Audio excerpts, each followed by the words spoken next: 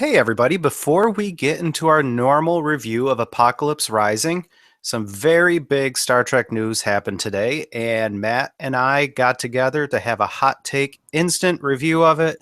It's the full trailer for Star Trek Discovery, and I, for one, think this is a very exciting moment. Matt? Yeah, I mean, it's hard to believe that this day is actually here. I mean, like when Star Trek Discovery the series was announced, I was really excited because Trek was coming back. But having this release today and actually see the shot footage that they have so far, I don't know. It just like it really emotionally impacted me. It's like this is a real thing. Star Trek is really coming back, not just Yeah, as a movie, but it's coming back as a series. yeah, and it's absolutely a pleasant surprise because I think a lot of people are rightfully a little worried with some of the buzz that was coming out. I mean, you didn't have to take it as a complete negative, but I had no idea that they were this far along to even present a full trailer to us. So Not it only was a full really trailer, nice surprise. not only a full trailer, but decent looking footage. Like, it doesn't look like totally unfinished. Looks like it's competently made. Yeah, there's only, I mean, if we want to get into the details already, there's only one shot that I thought was a little wonky on the special effects, and that's the far shot with the planet in the background of them walking in the desert. But the rest looks either good to very good I quality mean, I stuff. mean, and they still got time to fix that stuff. Oh, yeah, yeah, no doubt Uh, there. but I saw this today because I didn't even really know this was happening in today until I heard the possibility that it might happen today, because apparently CBS and a bunch of other networks throughout the week have been doing what's called their upfronts, which is like, here's our presentation of what we're going to show on our network the next season. And there was scuttle that Discovery would be one of them, but nothing was confirmed. And then I heard stuff today that yes, they're going to show something Discovery, and we'll see what that is. And it turned out to be, they said it was only going to be really short, but like it's a full length. It's like the length of a movie trailer. Yeah, well, why don't we get into like a little bit of our idea or what we got from the trailer? First off, the visual and the set design that stuff. I think people are rightfully connecting it to kind of a JJ vibe, JJ verse, however we want a Kelvin verse. Kelvin. And I think that's okay. That's what modern TV and movies are going to look like. And I think it looks like a nice TV representation of that. Yeah, and I could see some of the aesthetic being compared to JJ, but at the same time, I don't know how geeky you are about the way things are shot on TV, Matt, but if you go back and watch some of the Berman era Trek, a lot of the camera work is very, very dull once you get used to it.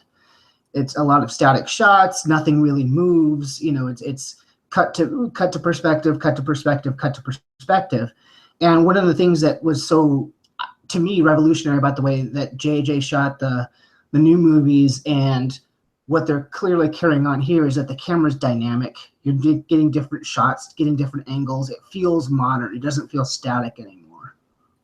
Yeah, I think that's very important because people will complain, I think, with these shows that, oh, well, this doesn't look like Kirk's Enterprise. And it's at the time when this is supposed to be taking place, Pine is in command of the Pike. Enterprise, or Pikes, yeah, sorry, is out there in command of the Enterprise in this universe. So, yeah, it doesn't look like it, but you got to realize, do you not want Star Trek to grow and live on and expand? You need to appeal to new audiences that this will be their first Trek. And the way you got to do that is create a sleek, modern show with sets, costuming, effects, camera work, because that's just what modern television is. And Look at all the HBO shows and everything. They are movies every week, and is that not what we want to get here? right, you want it to look good, right? I mean, yeah, I get that they're radically departing from what they showed in the original series, but I mean, go back and look at some of those sets. They look extremely 60s. They would not work on a 1080p or 4K resolution on today's uh, TV screens. I mean, they were able to get away with it in that Enterprise Mirror Universe episode, but that's only because that was A, an homage to the original series, and B, they had to do some polishing because that set looked pretty sleek compared to what it actually looked like in the 60s. So I just don't think that people understand, who are concerned that they're changing the aesthetic, that the 60s aesthetic just wouldn't work. It wouldn't look good. Right. And I think it's a fair guess that this will have a good action element to it to make it broadly appealing to a lot of audiences. And I think just kind of going hand in hand with that, you have to have a certain side or sort of design through the show that has to be consistent with probably that's going to be a very dark yet hopeful in the end tone, I bet, with this show. So having all that together, I think all plays to tell the same story on the show. You Yeah. don't want it to be kitschy charm. You want it to be a legit, earned, emotional, engulfing, engrossing show. Well, yeah, I mean, that's the thing, right? Is that people always are complaining that they want people to take Star Trek seriously. This is taking it seriously. I mean, this is not treating it like it's some sort of, Saturday morning cartoon. This is, updating it for the 21st century, but keeping the spirit of what's there. And you mentioned that there's probably going to be a focus on an action component, and that's probably true. But what I was very impressed about the trailer is that the trailer does show some action, but it's very, very character focused, this first teaser. Oh, I mean, there's some action, but there's not a phaser shot anywhere. It's people arguing about whether we're going to fight them. I mean, which is that's Star Trek right there. Exactly right. And it ends before we even see what might be the first real, knife fight on a spaceship somewhere.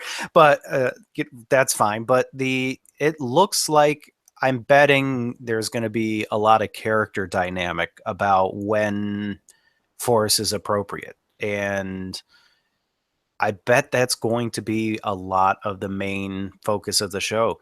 And that's going to come through these characters that we see on there. Do you want to get into over speculate and over interpret? Yeah, let's absolutely do that, because we saw quite a bit of characters, but the two we focused on the most, maybe three, are Sanakwa Green's character, which is Michael Burnham, which is, we're told, is going to be our main character.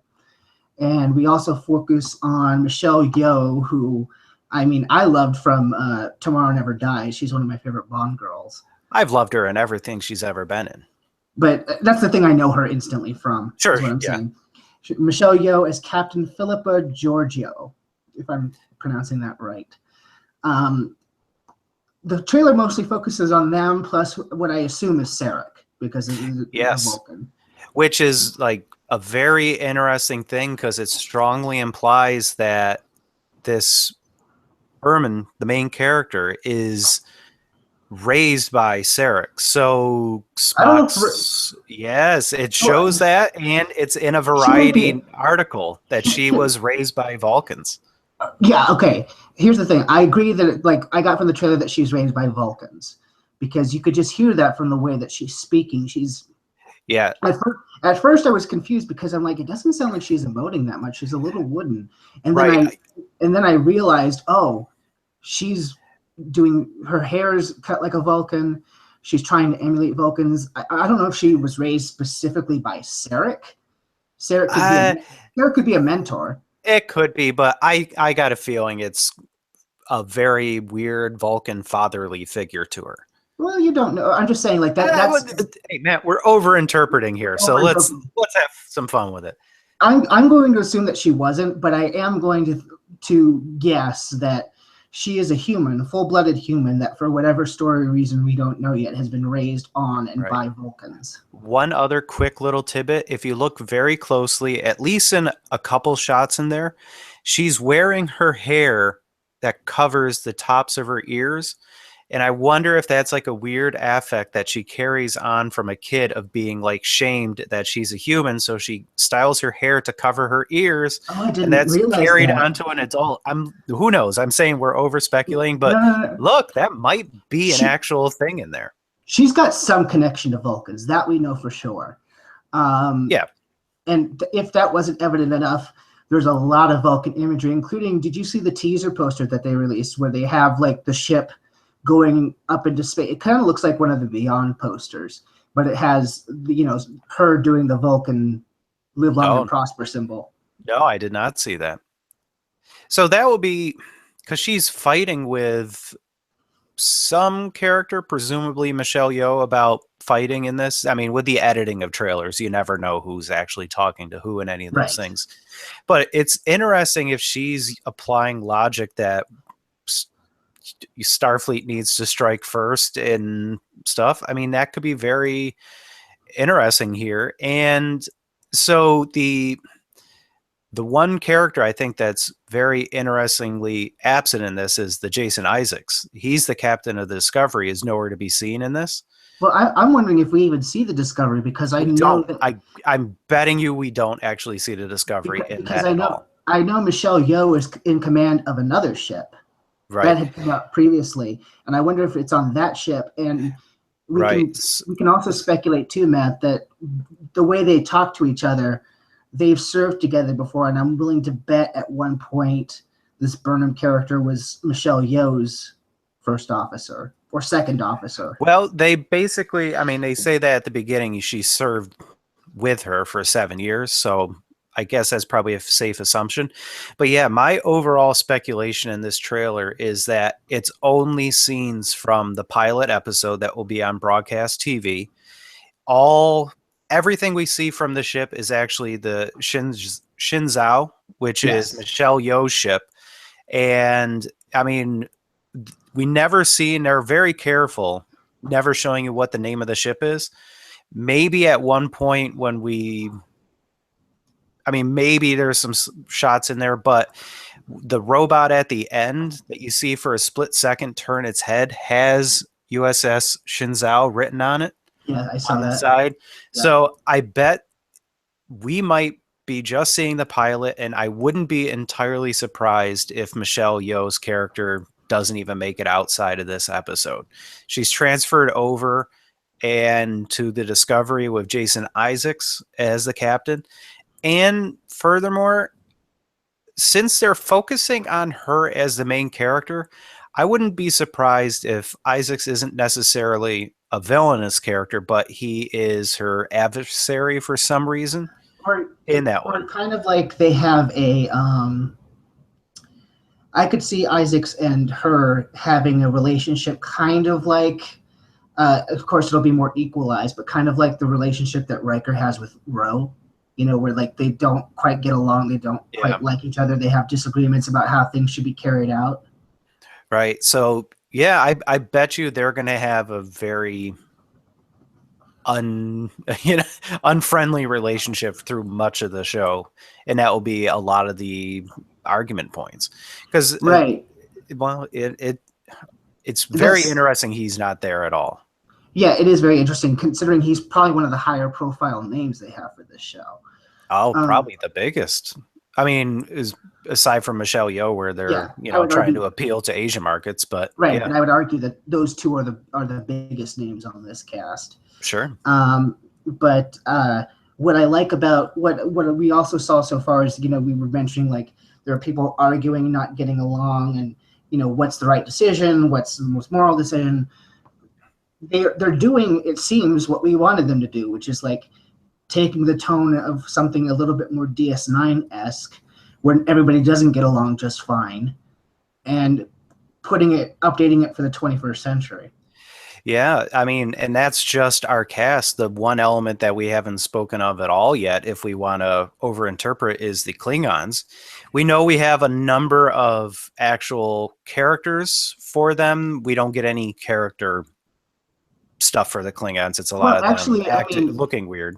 it's looking weird, but there's a couple of shots where they're screaming up into the sky, and I think that's the death chant or the death howl. If we're keeping that, sure. My guess, and this is coupled with a lot of the not leaked but released concept art that came out initially, it looks like perhaps these Klingons are a interesting extreme religious sect of some sort, extremists of some variety, that is an interesting concept that's still all over the news and always ripe for science fiction interpretation and depiction on TV. So it'd be interesting if that is the route they're going to go down, where we have disagreement from our Star Trek or our Starfleet cast and how to address these things. It's very much could be a topical show without being overly preachy, and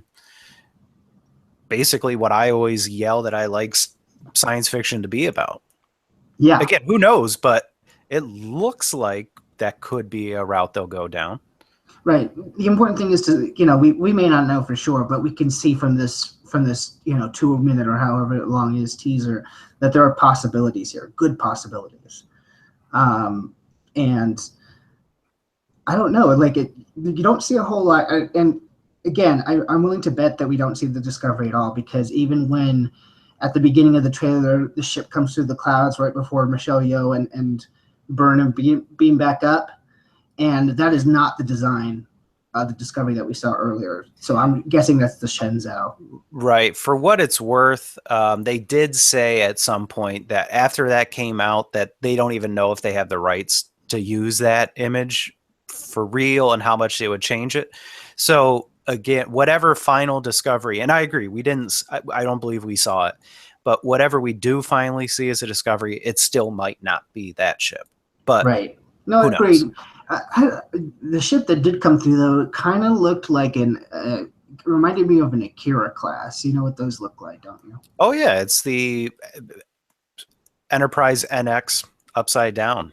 Yeah, Yeah, or that's the that's what. people said the Enterprise NX is the Akira class right side up. Flipped up. So yeah, Yeah, yeah, it looks interesting. It's it doesn't look like a TOS era ship, but it no, looks like it's a continuation of an Enterprise era ship.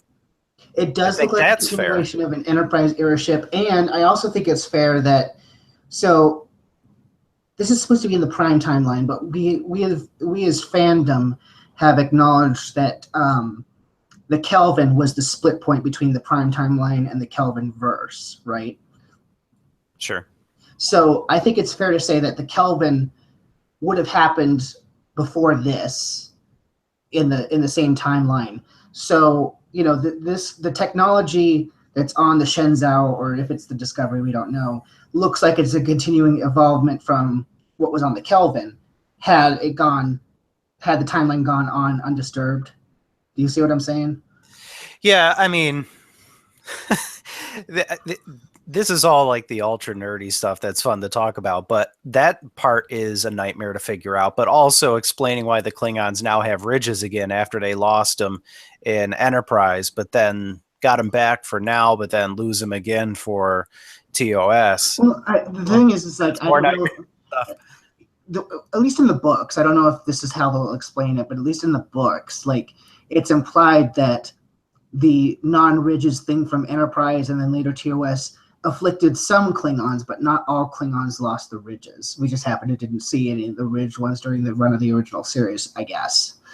Oh, who knows? I mean, at some point they'll get cute and reference some Klingon that was in TOS just as like a name drop in thing, and then all that will go out the window too. So who knows? That's one of those things. I really don't I don't care. care. I don't care what the Klingons look like.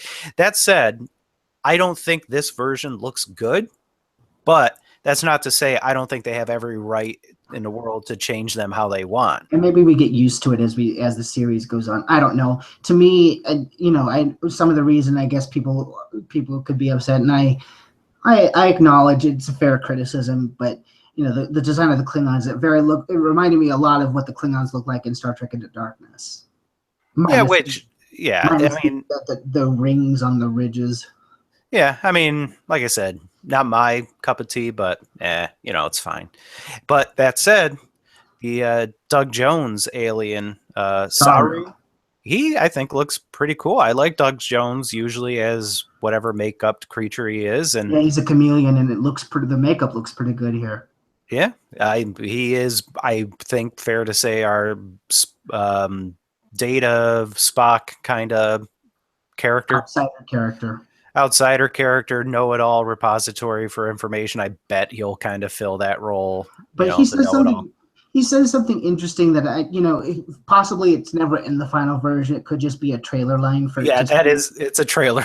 It's a certain trailer line, but yeah, go on. But I wondered if it foreshadowed something that you've been thinking of this whole time, Matt, and something that you thought of from the beginning of when this concept was announced. He says that his species is attuned to detect the coming presence of death, and that he senses it now. And he's saying this to Burnham. Right. So I think it supports your theory that maybe he's sensing the death of Jason Isaacs and her becoming captain. Or Michelle Michelle Yeoh's Yeoh. character. That was one of my predictions before anybody was cast. Virtually anything, like one of our first podcasts where we talked about this, that was my speculation that they No, but will have a. I specifically thought of you when he said that line. Oh, absolutely. But it's just, I always guessed that they would name some big actor would come in. They would not necessarily be the lead. And that through a character death, possibly by the end of the season, our main character would take over the lead of the show, and it would serve the purposes of their launching a new platform, bring in some name recognition, who's expensive, but you get rid of them. And then you go ahead on the risky platform with a cheaper cast going forward. And I think we get probably a pretty good shot at that. Now, whether it's going to be Michelle Yeoh or Jason Isaacs, I don't know. That was a wrinkle in my theory at one point. So, Right, but I think that you're right. I think that we are teasing that, because this trailer is focused on Burnham and discover your destiny and all that sort of stuff. And I think she's destined, quote unquote, to become captain, or at least yeah. that's what they're leading me to believe. And my idea of like the discovery is that the deeper meaning of the title is that the show has to appeal to a lot of people. So, like it or not, I bet you there's going to be a heavy action element in there. And I bet the character development of our main character is going to be she's gung-ho, kill them all, and that evolves over time to she discovers that there are better ways to possibly address this. Whatever the main conflict is, and that will be her inner discovery. And Right, and I don't. finally ending in the Star Trek ethos that we want. Right, and I don't quite know like what her beliefs are, because there are points during the trailer where she's acting more Vulcan, but you're right. There's that point in the trailer where she's advocating to fire first. So, But you can see that as a very legit way that a Vulcan, somebody who has a lot of Vulcan characteristics, but not necessarily the passivity of them, yeah. right? You could apply logic to going, well, it's logical right now to strike first and eradicate the enemy now before they shoot first, Right, So and like, that could be part of her journeys. Like she is trying to grapple with, at one point Sarek says that she'll never learn Vulcan because her tongue is too human, and maybe that's a bigger thing with her, is that she's tried to assimilate into the Vulcan culture, but she's still subject to human fallacies. So that could be that sort of like, it's another take on something like a Worf character, where like it's something that she struggles with. yeah, struggling her or discovering her humanity that they have probably her whole life shamed her about, tried to force out of her that maybe the humanity is the part of her that saves the bad guys from just death and killing them and helps them find some other direction. I mean, that's what you would hope, like not necessarily that exact story, but that kind of mentality is what you want from Star Trek, with all the excitement, but with some depth to it. And it's not just purely kill them all, that there's some level of learning involved too. Yeah, I don't think it can be you kill them. We're killing them all, because the nice thing too is that so we got some other good news today. CBS, I'm choosing to take this as a sign that CBS is liking what they're seeing, but CBS announced today that they added 2 more episodes to Discovery's first season. They ordered 2 more, so we're going to have a 15 episode first season of Discovery. So I hope that's a good sign, but that's still a limited enough number where I feel like they've probably done away with most of what we would call filler episodes. Yeah, and then you'll probably get a couple episodes where they go down the Harry Mudd route, whatever that Oh might yeah, we didn't be. see him yet. Right. So I bet you he's like got a mini arc in there somewhere. They need to do something with him to get Yeah. some Yeah, information. Who knows? I stand corrected. Rainn Wilson is probably the biggest name they've got for this series so far. Yeah, that might be true. So, I'm but looking well, forward to his take on the character, quite frankly. I have no idea what to expect from that. I mean, But then I've again, liked him in some things. I've been annoyed with him in other things. So it's like, but who knows? Maybe it'll be Harry great. Harry Mudd is a character that I know pissed a lot of people off back in the '60s. But I've never liked that Mudd's Women episode, but I do like iMud when he has the colony of androids. So I'm looking forward to seeing that version of the character again.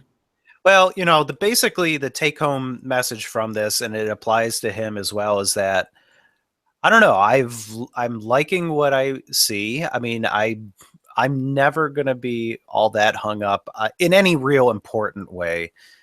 The design and the look of a lot of stuff, but from what I'm seeing, it looks like it has a very interesting, promising tone, um, interesting characters, and I am curious to see a lot more of this going forward. I'm excited. I think this is off to a great start. I see a lot of potential here. Again, like you, I like the tone. It seems like they're really taking to heart what we've said we wanted after watching some of these DS9 episodes, and that they were getting there with DS9. But it was a new thing back then. Now it's commonplace. So I like that they're embracing a darker yet hopeful tone.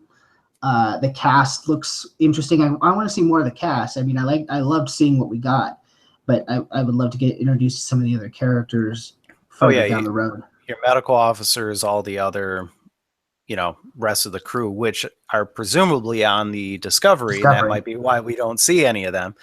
So it's a lot left to see, and I can't wait. Really, Yeah, we're getting new Star Trek. yeah, we're getting new Star Trek, and again, like you, the aesthetic doesn't bother me, and the way if it helps any of you guys feel better about the way this looks, just for me, I just am saying in my head, okay, if Gene had endless amount of resources to make Star Trek the way that he wanted to look, I just assume that this is what it would have looked like, and not the cheap buttony stuff from the '60s. Listen, he made stuff that was a reflection of the design at that time.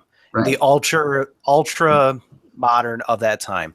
What was the ultra modern of the 60s? The weird angled stuff. What was the ultra modern of the 80s? The weird organically shaped wood grain ugliness of the first season Next Gen set. And if you're thinking he would never design something that looked like this, no. He would have picked it and like, okay, what is it now that we like? And it's Now still the extrapolate basic it a little bit. it's still the basic form of the bridge, because you got the two guys up front, you got the captain's chair in the middle, you have stations surrounding the center. So it is the same overall design of what a Star Trek bridge should look like. Right. And tone wise, Roddenberry, I mean, if the end point of the journey ends up telling you the same lesson that he would have told you, like at the bat off the bat in a condescending way, I think that still is mission accomplished. You take people and grow them to get to that ideal that he set, instead of just showing them already at it and then telling everybody else this is the way it should be. I think that's a little bit more interesting when you see somebody discover that Roddenberry mentality. And hopefully we get that here. If we don't, I might be more pissed. We'll see. But I hope think we will, that. because I mean, even with the departure of Brian Fuller, they still got Nick Meyer on this writing staff, and I know he knows how to do Star Trek. So well, we all were hopeful of Brian Fuller, and you got to think what he outlined, or whoever with his team outlined originally for the overall vision of the show, is still intact. Whether they can execute it as well, who knows? We'll see. But I got a feeling the outline is still in place, and I had faith in that outline originally when he came in. So hopefully that's still here. right, and I think I heard that even before he had left, they had already finished what the first season was going to look like. So right. So there you go. I'm hopeful with that. So very exciting stuff. We'll now transition into our episode on Apocalypse Rising. I won't, but Matt will, because we are recording this the day that the Discovery trailer came out, which is May 17th. But thanks to the wonderness of temporal mechanics, the Apocalypse Rising was recorded a couple weeks back when I was still taking law school finals. But I will join you all back on the regular show when we get to next week's episode on the ship. And I'll see you in about 20 seconds.